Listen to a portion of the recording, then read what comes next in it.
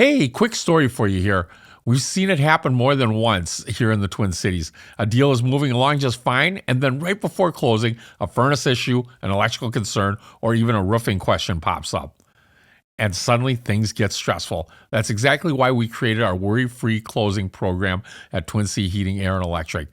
We send a licensed technician out to check the furnace, AC, electrical safety, water heater, and water softener, coordinate a roof evaluation with a licensed roofing contractor, and provide a full report on all the home's major systems. We can do this during due diligence or even before a home is listed, so potential issues get caught early. If you're a realtor or you're buying or selling a home, there's a simple way to keep things smooth. Twin City Heating, Air, Electric, built here, stays here. From working in his family's Chinese restaurant, to bartending, to becoming present-day owner of Twin City Heating, Air, and Electric, my father's true superpower is human connection. Now, he's on a mission to capture the most fascinating stories that make up the Minnesota community. You're listening to the Twin City Tales podcast. Welcome back to Twin City Tales, where we share the stories behind the people who build our communities, run our businesses, and remind us that everybody has a story worth telling. I'm your host, Wymond Wong, with Twin City Heating, Air, and Electric. Built here, stays here. And today's guest is someone who really represents what the American dream still looks like right here in the Twin Cities. Today, I'm joined by Shawn Hunter, owner and president of Equity Source Mortgage. Shawn grew up right here in North Metro and graduated from Centennial High School, and his story is one of a lot of people will connect with. He didn't follow the traditional path of perfect grades or perfectly mapped out career. Instead, he found his lane through hard work, relationships, and something that seems almost rare these days. That's taking care of people the right way. What's especially interesting about Shawn's journey is he didn't just join a company, he eventually took it over. The person who once hired him is now a part of his team that he leads, along with the way he's built a reputation for something that really matters in big life moments like buying a home. Being the person who picks up the phone, does the work himself, and walks people through one of the biggest financial decisions of their lives. But beyond mortgages, Shawn is someone who believes in rooting for the underdog, building real relationships, and staying grounded in a world that sometimes feels like everything is becoming more automated and transactional. Let's get into it. Welcome, Shawn, to the show. Thank you, Wymond. Appreciate you having me here today. It's going to be a fun show. We've had some great conversations in the past, and it'll be good. What was it like growing up in going to Centennial in the Circle Pines area back in the 90s? Are you trying to date me? I guess my hairline dates me, so kind of doesn't really matter. It was good. I guess, in the 90s, we still got to play outside, right? When you're being, a butthead, it's like get outside and play. Don't come back until it's dark. It's not like that anymore. But it was nice. We didn't have the cell phones. Now we can't get off of them, right? Played outside, always played baseball, sometimes hockey with the neighbors. Just always the friends. School it is what it was, right? Centennial, I'm sure they're a great school, right? When I was there, I didn't feel like it was that great, but we actually have, I think, Facebook. I think it's a Facebook group where it says you went to Centennial if, right? Yeah. And I think a long time ago I posted on there where, you went to Centennial if you lie to somebody else and say that you didn't go to Centennial because you're too embarrassed to find out that you went to Centennial, right? So, but I heard the school is a lot better now than it used to be then, and apparently we won the football state championship last year. So I believe that was last year or the year before. So that's pretty exciting. Yeah, that's pretty cool. And so that must be some good football up in this north area, because Spring Lake Park, I think, just won it too. Oh, did they? I have no idea. I just heard that they did. I'm like, whoa, well, that's awesome. So whereabouts in Circle Pines were you? Like, were you close to Centennial High School? Yeah, so prior to middle school, or we used to call it junior high. I don't think they call it that anymore. I have no idea. I grew up over by Sunrise Park. there was a Speedy Market. I think it's Olson's. I don't know what they Okay. call it now. So that's pretty close to the school. And then in middle school, we moved right over here in Lexington, right off of Hamlin Yeah. or whatever. So, and yeah, I was there for a while until I got my house, you know. It's an interesting pocket area because I feel like where you live, like those were like a little bit older homes. Yeah. But if you go a little further, like Lake Drive towards Lionel Lakes, like there's some really nice houses right on that lake that's a little bit newer too. Am I Yeah. correct in saying that? Yeah, and I feel that growing up, and we didn't see the world the same way that we can see it now through our phones and stuff, but there was a lot more land, you know, so it was like very developed, and it's grown quite a bit, right? It's changed a ton in that area, a ton. But yeah, so you have the older homes and the newer homes, but it's very much expanded. So I feel like that corridor, like in that northeast area where you're talking about Yeah. Lionel Lakes, is probably still the best bang for your buck to buy a house in that area yeah, compared to the rest of the cities. that's, you know what? I would defer that to a realtor because I'm the loan Yeah. guy, right? So Right. I defer to the realtor. Uh, But yeah, it's a great area. You know, I didn't move far away when I got my place, and I've always called home, you know, within a 5-10 mile radius around here. So Yeah, no, that's awesome. I just feel like it's such a nice area. I bought my first house in Blaine. oh, you did? Yeah, and it was just kind of in that older neighborhood, you know, those ramblers with like single story, about That's what I 700, have. 800 square feet on the first floor. Warren and then Thompson another- home, yeah. Yes, it 50s, was 60s, Yep, yep. And usually it had like small bedrooms on the upper floor, like 2 or 3 bedrooms, typically 3. Yep. And then the basement was unfinished. And usually Yeah. when you walk down the stairs, that furnace and AC is right in the middle of the whole thing. Off to the left, yeah. Yeah, off to the left or right in the middle. So it's like you got to figure out how to build around it if you're going to finish off your basement. Yeah. So, you and I were actually talking about like social media stuff, and the generation that you were in was probably like the last of like people that didn't really have the social media inundation. How do you think growing up in that time shaped the way you look at relationships and business today?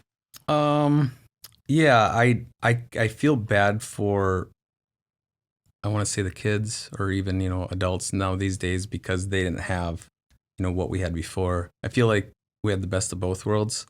Because I do remember like a great night was going to Blockbuster and getting some pizza and coming home after you're doing sleepover with your friends after you've seen them 7 days in a row and you're all dirty because you're playing outside.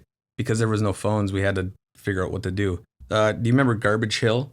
Garbage Hill? No. No? Is that must be in a local like Well, circle, right? it's on Lexington. So where all that Cub Foods and everything is now, just north of there was Garbage Hill. Now they're all really nice houses.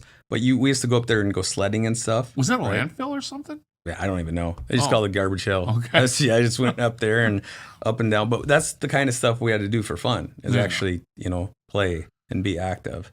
And now, you know, we're so addicted to our phone, which I definitely am. I think we all are to a certain point.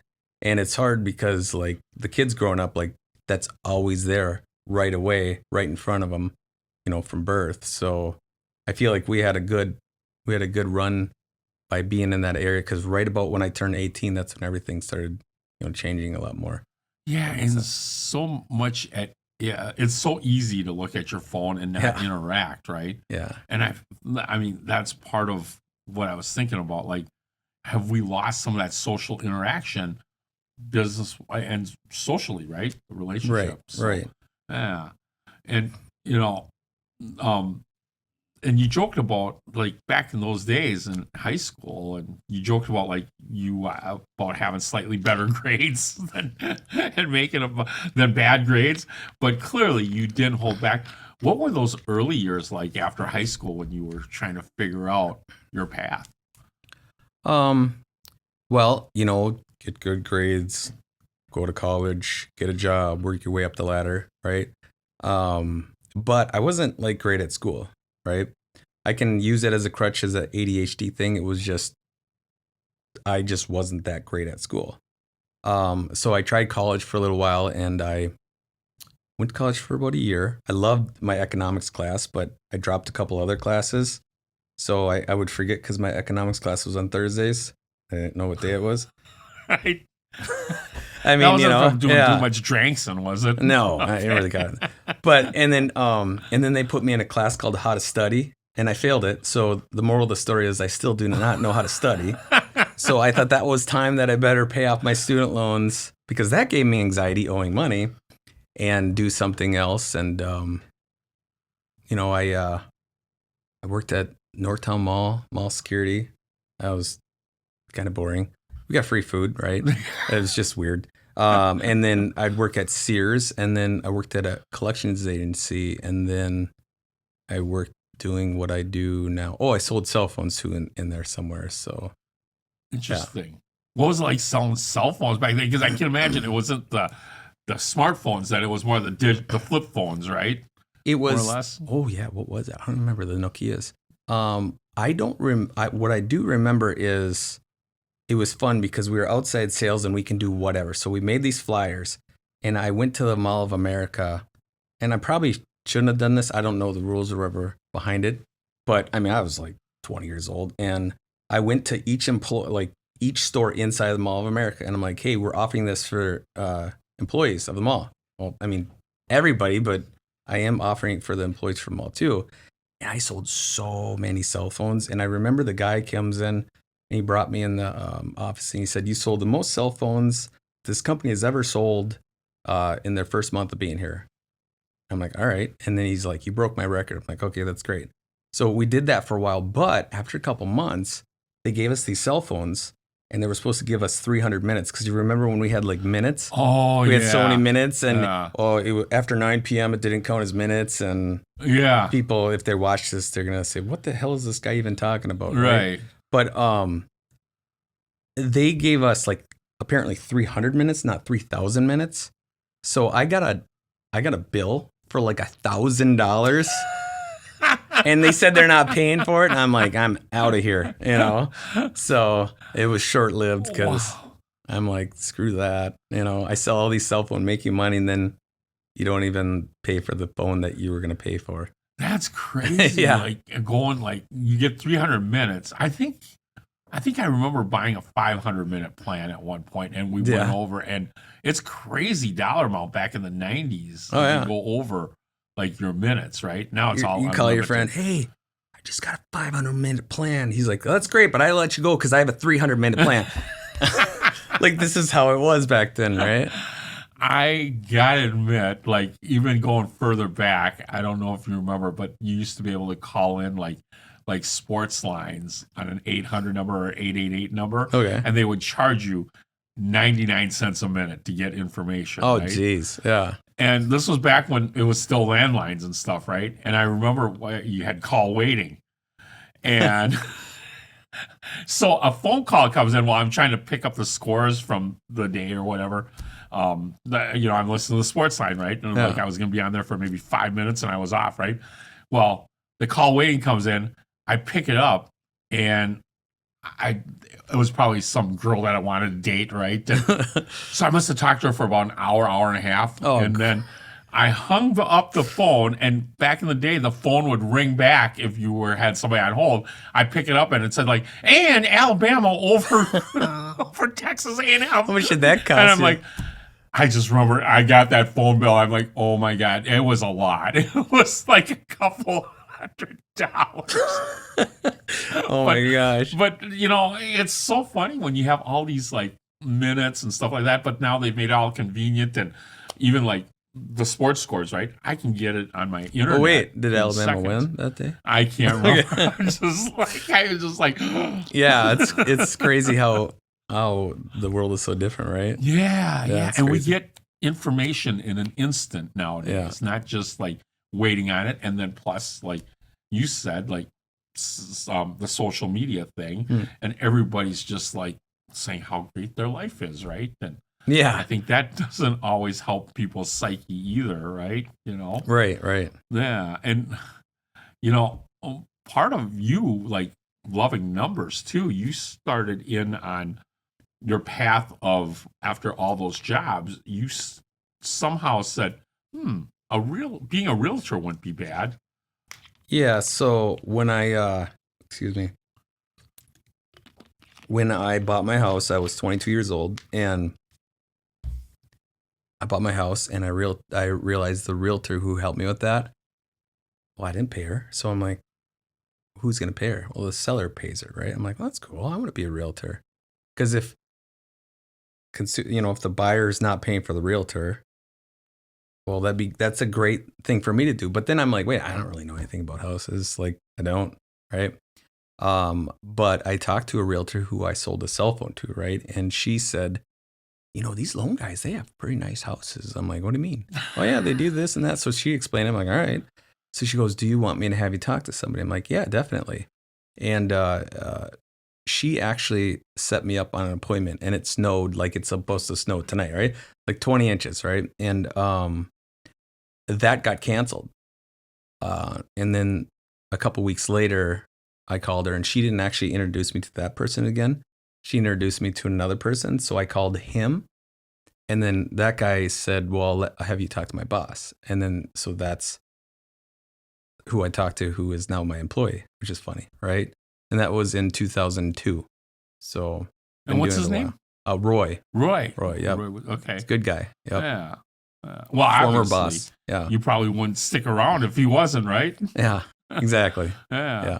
So that's how you got into it. And realtor it's not always as it looks, right? Like everybody thinks realtors, you go and show a few houses or, get a listing up and easy peasy, right? It's not that easy. Well, I've had a person looking for 8 years, right? One time, I can't imagine how many times the realtor brought them around and drive them everywhere and the gas. And sometimes you get a client where you just want to write a contract. Great. Sounds good. But you also probably have these clients that you run around forever and it takes years and it takes a long time and they may never buy, right? The realtor thing, I'm glad they're out there. Not for me, right? Yeah. So that's a lot of relationship building. Being a realtor. Not that you don't like building relationships, because I think you're really good at it. It's just, I feel like everybody thinks it's easy, but it's just not doing that. People don't see the back work that these realtors do. Yeah. Writing the contracts, right? Making sure they're staying up to date on their education. And it's not just showing people houses. It really isn't. It's just like the tip of the iceberg of what they really do. All the back end stuff, I think, is a lot harder. Yeah, and then they have the you have the buyer and seller, and they're like, well, we'll just put this in there. And then, okay, yeah, we'll just do it that way. So they all decide they're going to put something in the purchase agreement. They give it to me, and I'm like, you can't include a car in the purchase agreement. Oh yeah, you can include. No, you can't.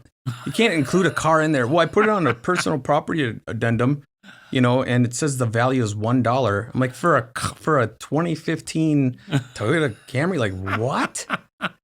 So then it's like all the things that come with it, some of the things that you put on the purchase agreement, right? Then we have to deal with, as loan people. And then, again, this is why I get stressed and don't have the hair, right? Every good loan officer doesn't have hair. I'll actually, I think that's true. But it's just amazing because they do have the relational part that I don't have, I'm just a numbers guy, right? But it's cool because they get to hang out with the family and just do all of it, right? Have that relational part. Sometimes I'll refer my friends to a realtor, and then 60 days down the road, they're better friends with them than I am. And I'm like, hey, what the hell? We've known each other for 20 years. That's because realtors are really good at building relationships. Yeah, I think. They're very good. Yeah, really definitely. Intelligent at that. You kind of mentioned numbers a few times. Like that's like your thing, right? Like it's my nerdiness. Yeah, your nerdiness. And what is about mortgages and numbers that really clicked for you? I don't know. It's just numbers are fun. I'll take any number 1 through 100. Any whole number divided by any whole number 1 through 10, I can do it in my head, including decimal point, right? So are you kind of like a Rain Man of numbers? Not really.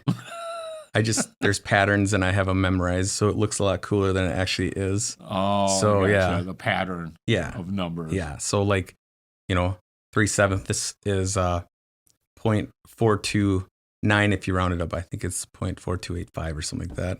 But I know that it does absolutely nothing for my life other than it makes me look cool, but not really. You ever see the movie Rain Man? Yeah, I saw it. Yeah. So you couldn't go to like Vegas and just start counting cards and going percentages. No, because there's too much other. My ADHD would get in the way. Would get in the way.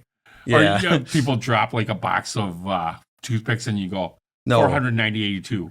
No, I got to go to Walmart for my underwear. Mine is strictly basic math. Okay. Like third grade level, right? You get past that, I'm out, right? Here's how much your costs. Here's how much you save a month. This is your break even. Super easy, right? And then that's when you kind of like really embrace the whole mortgage thing. Yeah. And you were working for Roy. Yep. And your story is actually pretty rare. You worked for somebody for years and they eventually took over that company. And now that former boss works with you, Roy. Yeah. What did that transition look like and how did that opportunity actually come about? It was, I worked for him for, 22, 3 something years, no idea. And the last couple have been crappy, right? COVID was good and 2021 was good and it started slowing down. So if anybody says, oh yeah, the last couple years are my best couple years, well, your last couple years are probably your only couple years because it hasn't been great, right? So, after doing that for a couple decades, and he's a great salesperson, he's great at taking care of people, right? And he loves what he does, but I think he loves the originator part of it, right? And maybe not so much the owner part of it. And sitting back in the shadows and saying that you would do things different, if it were you, I think that after a couple of years of being slow, it maybe just wears on you, right? So we were coming up with ideas on how to get more business and slowing down and stuff like that. So, I was just talking about maybe taking over the company, right? And he's like, yeah. And I was like, really? Because that kind of was always the plan, because I think he's like 11 years older than me, that someday he'll work for me. But there's the plan, and then when it actually happens, right? But the first couple months, it was weird because I felt like I almost had to ask his permission for things. And it was weird when you realize you don't, right? So we just kind of defaulted into our own roles now, which is great. Like, I love it, and I hope he does too, right? So, well, the dynamic shifted somewhat. Yeah, and I feel like this is more of a natural position, right? Because this is what I really love, right? The owner side of it and stuff like that. I love the origination side of it too, right? Yeah. But I just want more going on. And I'm surprised that it's went as well as it has, because you never know, right? Right. I don't know if I had a company for a couple decades, how that would feel to work for the company. I don't think it would feel very good, right? I think there's a certain amount of like loss maybe on Roy's side a little bit, right? Because you told me you were with him for 20 something years, 22 years, right? And he must have had at least a few years before you came along. Yeah, I think he started like a year or two before me. And then prior to that, he worked for somebody doing the same thing, right? So, and I don't really know. But I'm always trying to be, I'm trying to figure out what he's feeling and everything, because I want him, to be happy and succeed and stuff. So, well, I think we want everybody in our team or who we're with to succeed, right? Well, for sure. Yeah. And so you worked for him for 22 years, and then you kind of said he was 11 years older than you. I mean, I'm sure day one you didn't walk in and say, I'm going to be like owning this at one point. Do you remember if there was a point like within like 10 years maybe, or was it like the first 4 years? Or yeah, it was day 2. Was it day 2? No, but no, it wasn't. But I do remember day 1 coming in basically saying, what can I do so I'm more valuable than getting rid of me, right? So I think that's going in and learning their job so they didn't have to do it. There was 2 owners, right? Okay. And then in 2007, it was just him. And so I used to be their assistant and help them do the loans. And I would, when rates come way down in 2002, 2003, they taught me how to do no-cost loans, right? So I would go back into these old files. I'd go through all these all these folders, and I would look and see people's rates, and I'm like, oh, I could bring them here to here. They don't pay any closing costs. Call these people, right? So I'd have stacks of files, and then they would call them, and I would watch, and that's just how it went for a while, right? And then the more you do, the more experience you get, right? So, and we still do those no costs. I love them. So the bank doesn't want you to know about them, right? But I think they're what's best for, the people themselves. Yeah. Because I don't work for the bank, so I don't have to do what's the best for the bank, right? Right. So I got to do what's best for the client. And if I do that, then they'll come back and they'll be our salesperson for us without us having to pay for them, right? Right. As far as referrals is what I mean. Yeah. Oh yeah, for sure, for sure. Well, the one thing that I'm really curious about is, like, you said that after you were doing that in 2002, then then it was him owning it in 2007. Yeah. Was that when you kind of noticed that, hey, I could be the successor in this, or was it maybe after that? No, I think so. I guess I didn't really think about that. Because 2007, 2008, like, the housing it wasn't good. So, we actually worked out of his house, him and I, since 2008, right? Okay. And then when he sold his house in 2021, 2022-ish, we got an office in Elk River. And that's where it was like, he moved up north, and I was still in Coon Rapids. But sometimes I saw him like maybe once a week, right? Maybe once a week, once every other week, then once a month. Because when it slows down, it's 45-minute drive for him to the office, and it's 30 minutes for me. Actually, I'm sorry. Prior to that, we did talk about for about 10 years before that, someday you'll take over my job and I'll work for you, right? But it wasn't until 2021 when he was saying that. Yeah, like we were saying it about 10 years before, 10 years ago, right? Yeah. But I think it was more obvious in 2021, 22, 23, because if you live 45 or an hour away from the Twin Cities, it's harder to be in the Twin Cities doing the networking stuff, right? Yeah.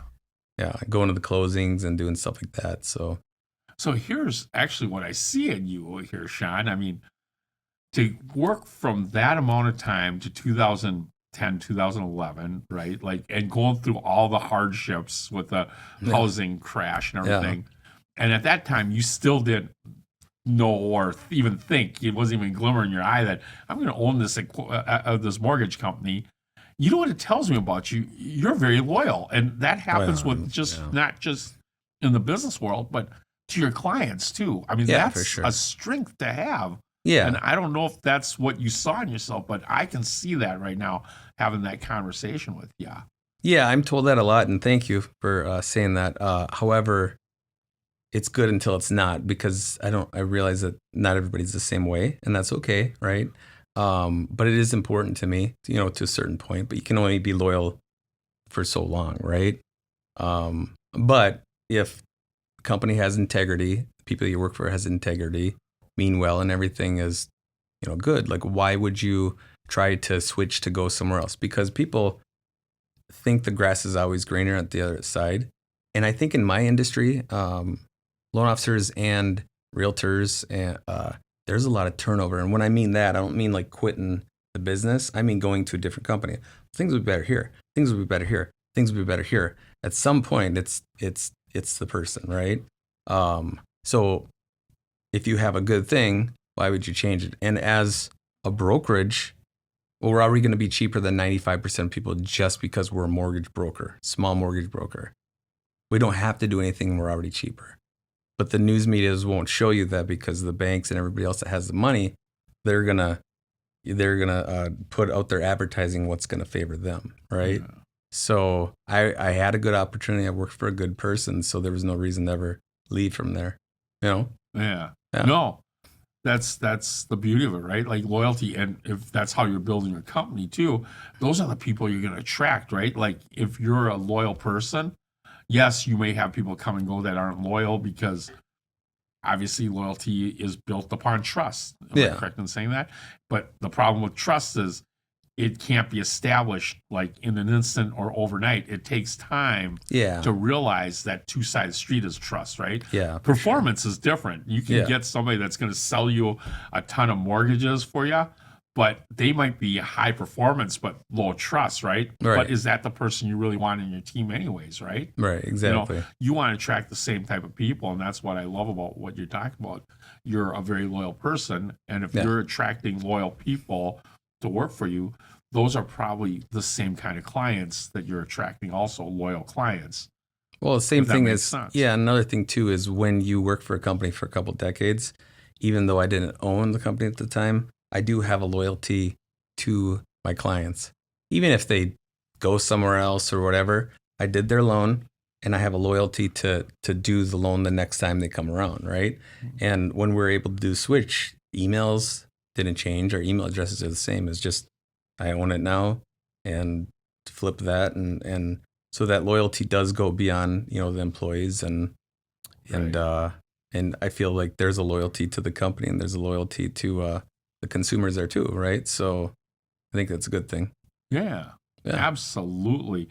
Going back to the whole business thing, now that you know both sides of being an employee and an owner, what's something about owning the business that people on the outside don't always fully understand? Oh, what people don't understand?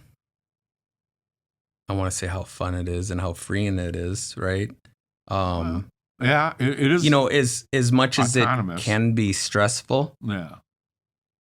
I mean, having ADHD and getting that dopamine hit, like, how am I going to pay my bills? Ooh, I better get a loan, type of deal, right? And I'm totally fine there. But it's exciting. It gives me a lot to have pride in and have a passion in. Because I had a passion for what I do, but I have a renewed passion now for owning the place. And then, like, just trying to think of a way to, get clients or a networking group or get to know other people just to try to get more business or whatever, right? And then I realized that, like, I just have a fun time meeting people and building the relationships, right? Yeah. And then the loans just come. So our motto is, where people come first and mortgages come naturally. And I think that fits us well, right? Yeah. And even though that's the tagline I come up with, that's what it's always been there. So, and that's why I still continued to work there. And that's why, I own the company and now he works for me. So, yeah. But we talked a little bit about the dynamic challenge there too, right? Because Roy, you need Roy to help you sell or to help you produce, right? I mean, we need people around us to help us produce too, right? So that's some of the challenges. And we talked about some of the dynamic challenge that you have, and especially him being I think a good example is, well, let's just take my podcast, for instance, right? Like, I know Dan is really good, the guy behind the camera and setting all this stuff up. He's really good at what he does. yeah. But there's also a father-son dynamic there, right? Like, Yeah. I'm kind of the boss, right? In a sense, Oh, right? yeah. I know what you mean. But am I truly the boss? Because he's really good at what he does, and I need to respect him for what he does instead of telling him what to do. Yeah. You need to give him the autonomy, right? Yeah. But yet absolutely. you still need to respect it. If something's not going right, you have to be able to voice up. But I think in that dynamic, looking at it from Dan's side or your side with Roy, right? Like, oh God, I don't know if I want to make him feel disrespected, or I don't want him. Yeah, because for sure. You still want him there because you need him. Absolutely. But you also have a certain sense of like, okay, I'm really challenged by this. How do I communicate that with them without damaging the relationship, right? Yeah, yeah. It is quite the. It is weird. It's weird. It's extremely weird, but at the same time, it's like there was a trust there for him to, pass it to me to run forward with it, right? Yeah. So it works out good. I know what it's like to be an employee and want to make sure that you matter, right? So I want to make sure he knows that he matters because he always has, he always will, right? I mean, whether or not he works for me or not. But yeah, it's weird. It is definitely weird. And I hate to use the word, I guess definition of weird could be mean different things for Yeah. different people. I think it's just a challenge that you have to learn as a leader to become a better leader, right? Like, going back to like my relationship with Dan somewhat, right? Like, I've never gotten like an instruction manual. Same with your daughter, right? When she was born or he was born, the doctors, they go, here's an instruction manual to how to work with your kid, right? But I think you learn, and some of that dynamics is you figure it out as you go, right? Yeah, and, for sure. Yeah. And then I think there's a certain point in that dynamic that you have to let go of that you, or not let go, but you have to maintain that respect with your boss, your old boss, but yet you have to go, okay, what is he doing right that makes it better? And I'm seeing this because sometimes the old way isn't always right, but it's just the way that he sees it. Or maybe we realized the old way was the best way, but we didn't realize it until we fell on our face the other way, right? Yeah. The way we thought was the right way. And it's interesting too, because so he challenges me, which pisses me off, but I don't know if he does it on purpose. I have no idea, right? But if I'm not sure how something works, I'm like, hey, how does this work? And he kind of sits back and lets me figure it out myself. I think he's doing it on purpose, but I'm not really sure. After like 24 years or so, I have no idea. But I figure it out, and he's even told me to. He'll say he'll figure it out. But when you take over a company that you worked for a long time, and you never did the business side of it, there's a lot to figure out. I mean, there's a lot to figure out, right? But it does every time I figure out. I'm like, oh, I figured that out too. Like doing loans is easy. Origination, it's easy. Being an officer, super easy. And running a company, this company is actually pretty easy too, the more I figure out, right? But I also kind of heard all of the stuff in the past, like a website and who hosts it and what company they do what again. You know, now I say, oh, okay, this company does this and I pay this for this. And do we have to pay for this or not? So now it makes a lot more sense. But you take everything over from day one, and now you have to pay the bills and everything. It's a lot. It was a lot when I had to figure that out. But it's going great. I love it. You know, it gives me a good, a renewed passion, right? And I think it's great. And it's a huge learning curve, that's for sure. Yeah, it is. And I admire you for even taking that on, because I know what it's like to run a company, right? And I'm still learning to this day, especially when you have growth, things change. Oh, yeah. Processes have to change. You get chaos, then you stable it out, then you grow again, right? And sometimes going through that chaos, like I talked about, like those are the challenges of being a business owner, right? Like the chaos is what can keep you in a fetal position and sucking your thumb. Oh, yeah. Or you come out of it and go, okay, I got through that. I'm going to be okay now. But then the next wave of chaos comes. But that's the only way you kind of learn through all that stuff, right? But you've also had, I guess, Roy somewhat was a mentor over those 15, 20 years, right? Before you took over. So, for sure. Yeah. That's huge. That's huge to be able to have that. And and I'm lucky because he does still work there. He does still help me. He does still originate and stuff like that. But again, he makes sure that I try, right? Yeah. And sometimes it's like, well, I don't really know. How about I figure out how to try tomorrow? Because today I need a little more help. And I think it's a matter of making sure that you're open-minded, and you still have to have an ego. I talk about that all the time, because like if you didn't have an ego, you really wouldn't drive the company forward. Like, good enough is good enough, right? Yeah. You want to be the best. Yeah. But I also think that he started his own company, so he has to have some sort of ego too. Oh, yeah. Right? But then that gets challenged. I think the key to it, and maybe this is $1 million nugget, hopefully you get out of this podcast, is that we got to stay open-minded at all times, no matter what level you're at, right? Like, yes, you could have done that the same way for 24 or 20 years, and you think it's good, but you always have to challenge the status quo, I think, to get better, right? Yeah, Yeah, I don't like new things. I don't like learning. I do but I don't when I first have to do that. Like, you remember when you had to pay at the pump for the first time? Yeah. I'm no criminal. I got to do this. I would drive somewhere else. And now I'm like, what do you mean you can't pay at the pump? Like, Exactly. it's like, what are you talking about? Or when the checkout lines at Cub, Yeah. I don't want to do that. Now it's like, Well, you just made me a Why are they $10 an hour closed? checkout person when it first came out, right? I know. And then now it's like, oh, it's so much more convenient running your own. Yeah. So it's like something that you were like, I don't want to do that. I don't want to learn. All of a sudden, you couldn't imagine doing it a different way, right? Yeah. And that's happened so many times I can't even count. Yeah. So So, Shawn, you introduced me to a networking group called Hops and Handshakes, and I really enjoyed being a part of it.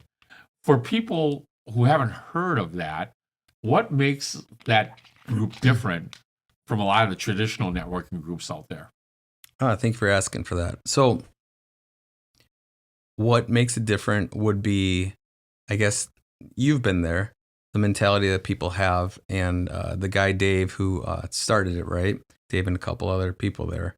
He has the same mentality as me, as you take care of people, right? Relationships first, right?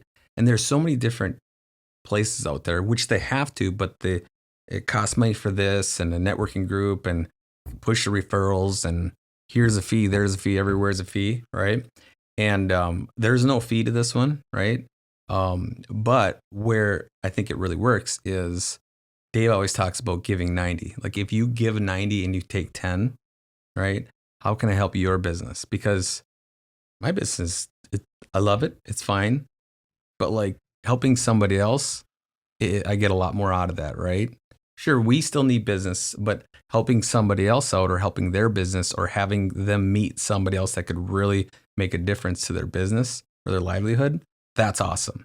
So if you get a bunch of people that give 90 and only take 10, you have a room full of salespeople fighting for your business, right? Relationships, it's all exactly the same thing. So yeah, Hops and Handshakes, it's a fun event, right? And we usually have around 40 or so people. We've had, I think, 10 or so meetings. I don't remember, once a month. Yeah. So yeah. Well, And I'm glad that you're a part of it. no, you know? it's really interesting group because I seem to, every time I've been there more and more lately, I recognize the people that I've met in the past. But then we also had this last one, Stephanie Havel was on the podcast. Yeah, and she was on there. Yeah. Yeah, she was on the yeah. Yep, and Abe Cow, who does Clear Bright Washing. And I have the So- story with that, remember? Do you? Remember when I tell everybody, he could probably say it. So I think you guys came in October. Yeah, last October. You and Abe were was my there, and I saw him. I'm like, oh, I gotta meet that guy, because to me he was a movie star because I saw him on here, right? Which is ridiculous, but really it's not, because it's like I know it, but it was like, hey, I know you, you don't know me type of deal. Yeah. And so I met him, and I thought it was really cool. And then I found out just like a month or two ago, I thought you invited him. He was invited from Kyle. Yeah. And Kyle's a great guy, too. A chiropractor. Yeah. So. I ran into him at a Gopher hockey game, actually. He's a big Gopher hockey fan. Oh, really? Yeah. It was funny when we were trying to find each other At the Wild game? At the Wild game. I looked down on my phone and I have a whole bunch of, are you there? Pictures of different suites, because I got to go in a suite with another guy from, Thomas. Yeah, Thomas. Yeah, the Country insurance guy. Financial. Yeah, he brought me to the hockey the suite or whatever. Yeah. And then the story there is, I'm not a huge hockey fan, right? Yeah. I love sports, but Roy used to always get invited to these suites, right? Because he was the owner of the company, right? And I'm like, you don't even like sports? He's like, yeah, but I like to eat, So I'm like, I love sports. Nobody invites me to these. So when I met Tom, he's like, hey, I could bring a hockey game sometime in the suite. And I'm like, I hate hockey. I'm in, Right. So I got to go into the suite, and then you and I exchanged numbers right before that, just like a week or two before that. Yeah. And I was like, look at my phone or whatever, because it was hockey. So of course I was on my phone, and I saw you post one of your pictures, and I'm like, hey, where are you sitting? And then I went in the back to eat a little bit, And then all of a sudden I look down and I have picture after picture after picture from me. Are you there? Are you there? Are you there? Different sections. And I'm like, what? So then I'm texting you, no, I'm over here. So then I'm like trying to figure out where you are. And I look down and there's a picture of me going like this with my phone because I was looking for you. I found you. It was like, where's Waldo? Yeah. Yeah. So like we were just nerding out and that's funny. That's the beauty of technology these days, right? Yeah, that's what you want to call it. I'm sure other people would do things with their phones other than do that. But the beauty of the networking, right? We would have never met each other if we didn't have that networking group or be attending networking. And that stuff. was before I showed you about that group, Yeah. right? Because I met you in the chamber. Yep. So Yeah. networking is so huge. Yeah, it's great. It really is. It's great. Love networking. I think that's one of my passions. So Yeah, I didn't just start doing it until about 14 months ago. okay. I think maybe for 6 months back in 2009, but it just felt like, let's push referrals. However many referrals is like, hey, I need to know the person that I'm going to be giving a deal to, because if they're talking to the people that I love, okay, I'm going to make sure they're a good person, right? It's hard when you're in a little group and you're forced to volume. Yeah, and that's not what referrals is about. Referrals is about trust. I absolutely learn to trust you to be able to give you a referral, right? And right. Same with that's one of the reasons why I do this podcast, because I think when people get to know who you are and learn about who you are, there's a trust built in there, and that's how they see that or find that in a podcast. And just the intricate story that you brought, and one of the things that you said, like, my life isn't that interesting. No, now, being in a business where you were able to take it over, that's a rare thing. Like, you don't see that very often, because most business owners aren't going to do that, aren't open enough to see that, which Roy was really great in doing that with you. Yeah, yeah, and I'm glad that I can, pass it along what he started, and yeah, I'm excited about it, and I hope he is too, right? So yeah, that's awesome being a new entrepreneur. And with that, why don't we go to a break? Okay.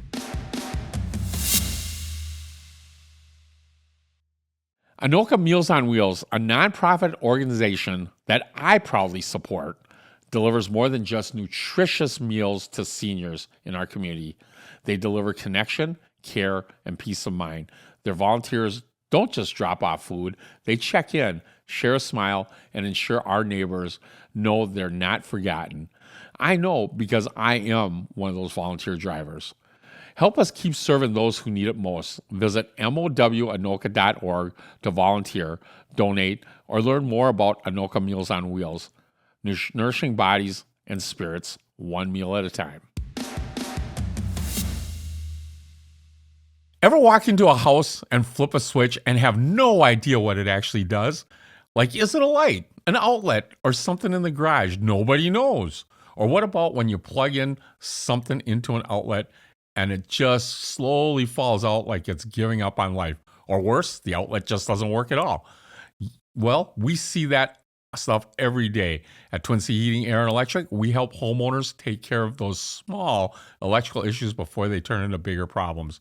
Loose outlets, dead plugs, mystery switches, we'll track it down, fix it right, and make your home actually work the way it's supposed to.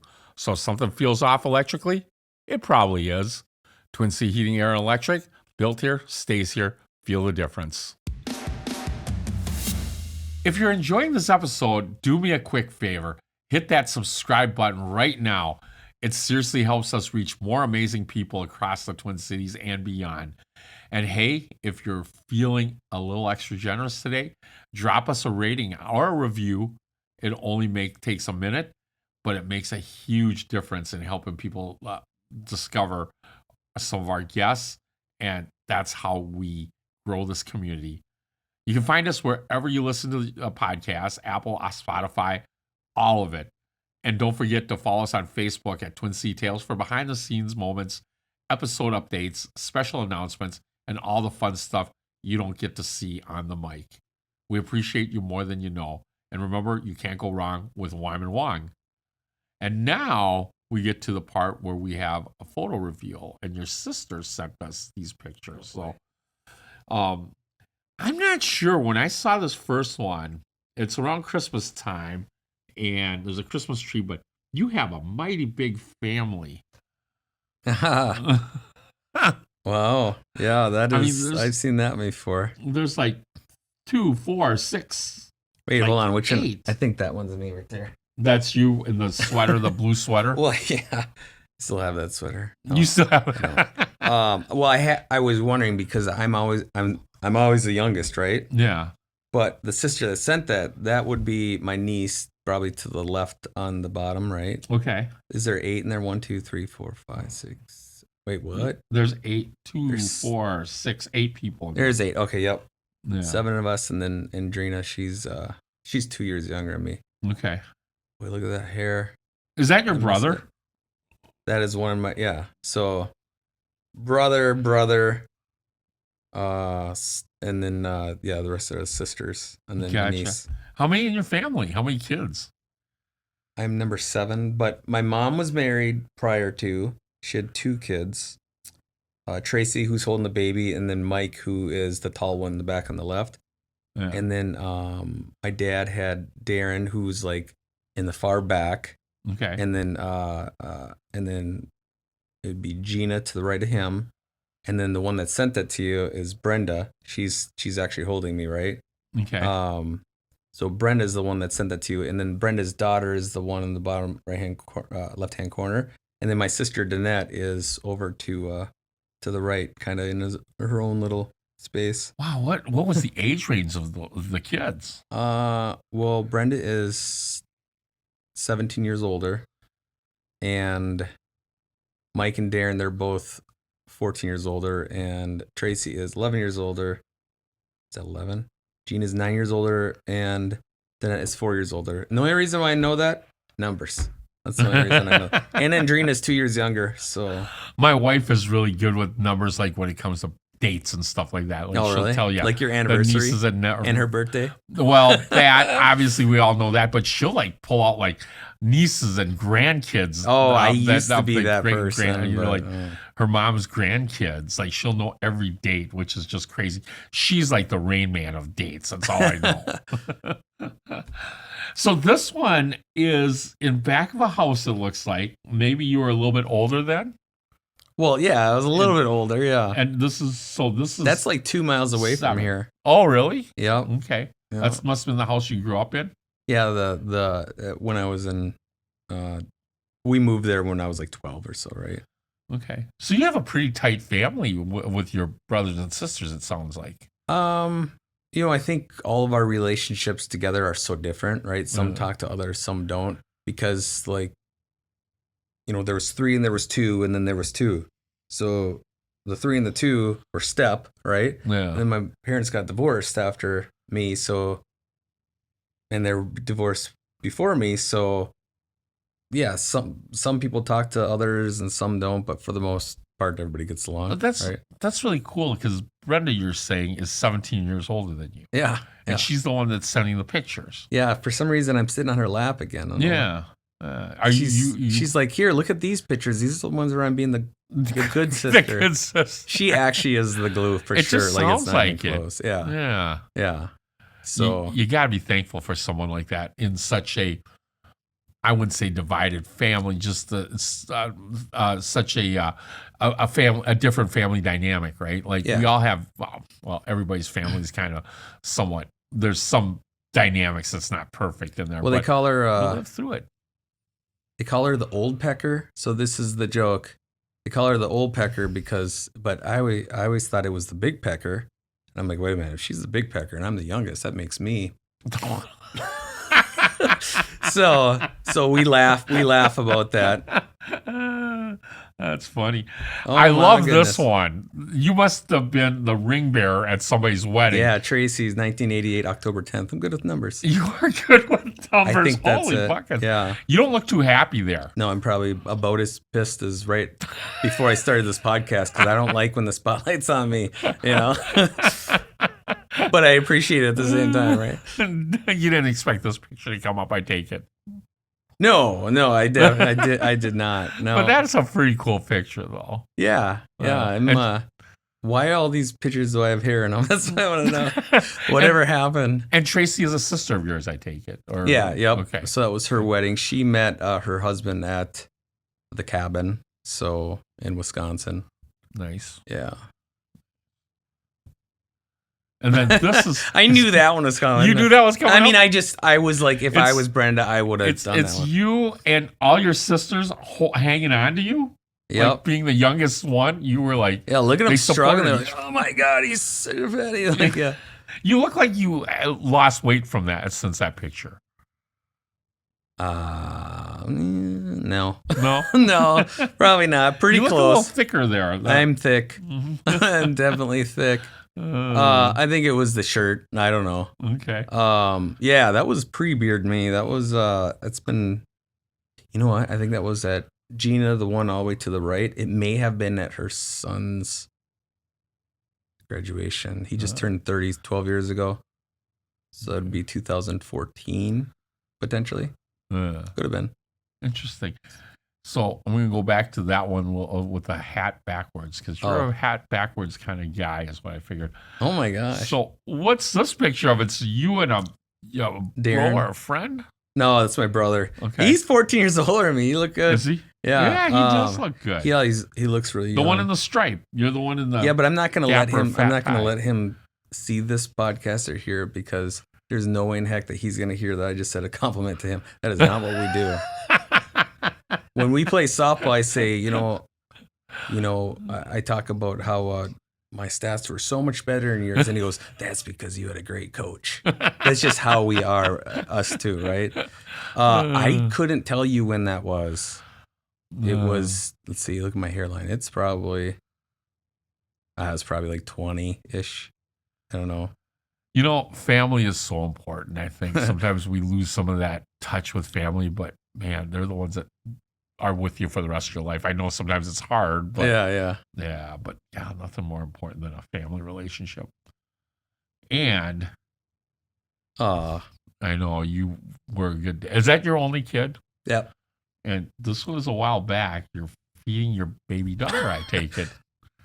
Okay, I am. Let's see, 2008. We're at Roy's house. Okay, the previous owner. 2008 sucked. We sold the we sold the office, moved into his house, and did loans out of there for years. So that is at his house when we were just deciding to go that route. Yeah, and there's Maddie. So she was born in May 2008. So that's August 2008, I bet. Yeah, she's graduating in 2 months. Wow, does time fly? Huh? Yeah, yeah. That's a really cute picture of your daughter, and you're kind of cute there too, I suppose. And that's her a little bit older. She stole that from my Facebook, I think. And again, your hat's on backwards. Yeah, that's like the look for you. Yeah, I didn't really like the hairline until a couple years ago. Then I got a little confident with it, But yeah, I used to always want to wear a hat. I did when I had hair too, but yeah. Well, in some of these pictures, I had to, when you're with your family, take your hat off, Shawn. Okay. But this one, when you had hair and you had it backwards, that's funny. That was like your look. I can tell. Like it ebbs and flows. It's so different. I don't even remember that. Is that one of my senior pictures? Is that like a graduation picture? It looks like I have not. I swear I've never seen that picture. I think it's AI. That isn't AI. That's one of the pictures your sister sent me. I feel like it looks like, because there's a backdrop, I feel like that would have been a graduation picture that probably got tucked away somewhere. Yeah, it definitely looks like one for sure. Again, I look at the hairline. Yeah. And you're wearing the shorty shorts like back from the late 90s or early. No, that's just 90s. How I'm. I would not wear those shorts. That's just how I'm leaning. It's just falling back. Whatever. So let me ask you this: going back in time, and you run into that young man on the street, what advice would you give him? Knowing what you know now. I mean, I'm not a fan of Bitcoin, but buy Bitcoin in 2011. I know when you're cashing out of an online account and they want to give you 1.16 Bitcoin or $10, take the Bitcoin, not the $10. Yes, you're a numbers guy. No, probably just like confidence, just people try to pull you down and say, yo, you can't do this and you'll be good enough to do this. Shut up. But I don't know if I would, because would that change my direction? Would I be here with you right now? I always talk about that, like maybe it's supposed to be the way it is, right? Yeah. Yeah. So sometimes filtering out the noise helps. Yes, you're supposed to be here, but I think that's kind of what you're saying. Maybe filter out some of the noise around you. Yeah, and now that I think about it, I want to change my answer. I think I would want to hear other people better, right? What they're saying versus what I'm trying to say. I want to hear what they're saying, right? Yeah, I think that's what it'd be. And it all depends too, like who's saying it. Like we talked about earlier, right? Like at that age, you were probably 17, 18 at the time. Yeah. And you're probably going, I'm not really listening to my dad because he's not that bright. He doesn't have the Blaupunkt stereo in his car There that you I go. paid $1,000 for, right? Remember that? And you'd have the $200 car with the $2,000 stereo Yes, system. exactly. And then it would start on fire. And your dad was the dumb one, right? Like he's the one that doesn't have that nice a system in his car. Yeah, there you go. Exactly. So no, that's a great answer. Yeah. So who is someone you would love to hear and see on this podcast, and why? Well, that would be Mr. Dave Aaron Crook, obviously. Very nice. He's a past client of mine, right? And when I reached out to him about a year ago, because I've done deals with him, but I said, oh, we should get together. And he is a financial advisor, and it's a good referral source back and forth. He has a unique like way of doing his financial planning where they don't take their certain percentage. You can actually pick the way you do the plans, and it could be a lot more complex. But he is a nerd when it comes to like he's super smart, right? And he started hops, and I think that's pretty cool. And I think that people if they know Dave, right, that's going to be a big benefit to them, right, to know him. So if anybody, it'd definitely be Dave, and Dave, Yeah. right? Yeah. So and he's the one that kind of believes in that philosophy of give 90, take 10. Yep, that's where it came from. Yeah. More about him and how he thinks in that sense, because that's a absolutely great way to think about things. I feel like, because it's really about making the world a little bit better. Yeah, exactly. No doubt. Yeah. Oh well, Dave, we're gonna have to get you on the show. And before we leave, I've got a couple things for you. Not a bucket of salt, but we'll start off with this. Let me see here. Where'd it go? Would love to give you a nice little trophy for thanking you being on the show here. That's cool. And of course, a Twin Sea Tales mug. I got a lot of stuff in here for you. Love that. A little bucket of fortune cookies for more fortune in your business.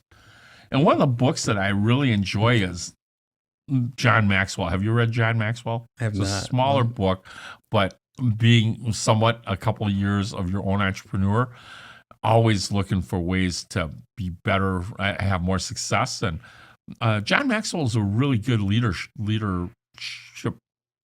author. He writes a lot, and he also has coaching, but he's really good at what he does. And then I'll hyper focus on that, and it'll be done by the weekend. Yes, because I'm gonna be snowed in for a day. I know it's gonna be crazy. In case we're taping this, was it March 14th of 2026, and we're expecting a lot of snow tomorrow. They're canceling flights already. So, anyways, and one of the things that you really enjoy that you don't do enough of, and I got you some pickleball socks. I'd rather be playing pickleball. That's pretty cute. So you can wear that when you're out on the court. That is hilarious. I love that. I'm gonna wear that to hops and yes, you should. Wyman got me these. What did Wyman get you? He got me these. And find yourself some shorty shorts. Why am I tan on one side and not the other? Well, Shawn, I can't thank you enough for coming on the show. And again, for being on Twin City Tales. It's been great. You've been a great guest, and I love your story. And man, just the rare thing to find somebody who actually took over their boss's business and the boss is working for them. It's really a rare thing. So yeah, I'm pretty lucky. Yep. If you want to learn more about Shawn, you can visit equitysourcemortgage.com. I believe he has an about page. You can learn more about Shawn there. And I believe Roy's even on that page. Or you can visit us at Twin City Tales Facebook page where we'll post it on there. And as we roll out of here, I want to thank Chris Hockey again for the use of his song Thanks, with no pun intended. This podcast is powered by Twin City Heating and Electric. And until the next show, you can't go wrong with Wymond Wong and Twin City Tales Podcast. This song goes out to my family, to all the ones who died before me. I'm sure the family life made you do things you never wanted to, so I wrote this song